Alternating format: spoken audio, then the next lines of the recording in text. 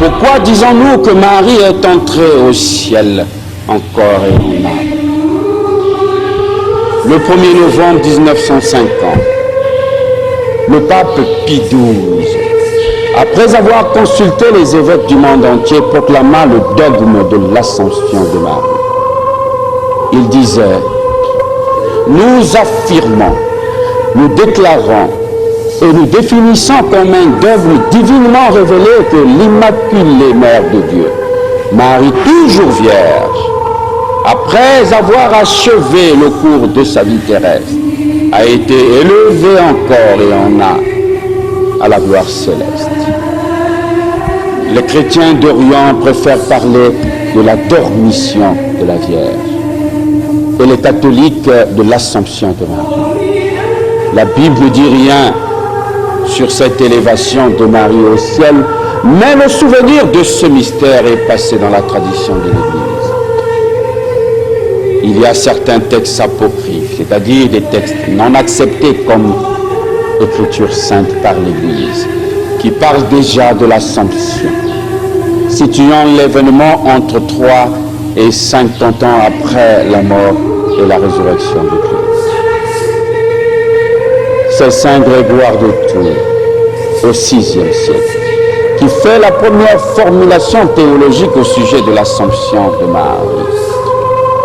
Voici la conviction de l'Église. Puisque le corps du Christ a été formé du corps de Marie, il est normal que le corps de Marie partage la gloire du corps du Christ ressuscité sans connaître la décomposition du tombeau. Parce qu'elle a été sa mère, Marie a été très unie à Jésus, le Sauveur de tous les hommes.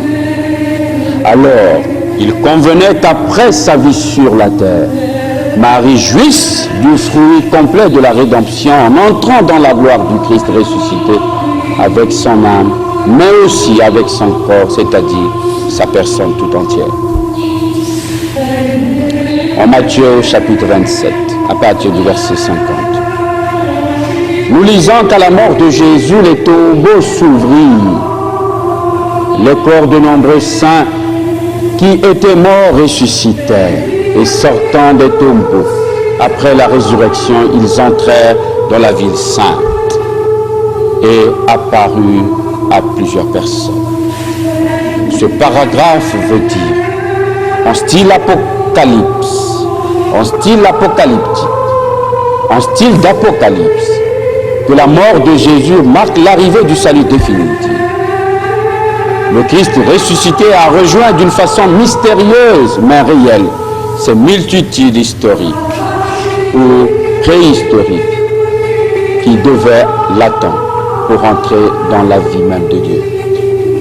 Si cette résurrection, glorification de certains justes de l'Ancien Testament a eu lieu dès l'instant où Jésus nous a sauvés par sa mort sur la croix, alors il est vraisemblable que le Seigneur ait accordé cette même faveur à Marie sa mère. Nous croyons avec Paul à la résurrection générale. Tous ressusciteront à cause de leur union au Christ, mais chacun a son propre rang. Le Christ est premier lieu, puis ceux qui lui appartiennent au moment où il viendra. 1 Corinthiens au chapitre 15, verset 23. Mais à la suite des chrétiens des temps immémoriaux, nous croyons que cette résurrection a déjà eu lieu pour Marie, la mère du Christ. Et l'entrée de Marie ressuscitée dans la gloire du Christ, premier-né d'entre les morts, est le signe et le gage de notre propre rédemption et de notre propre résurrection.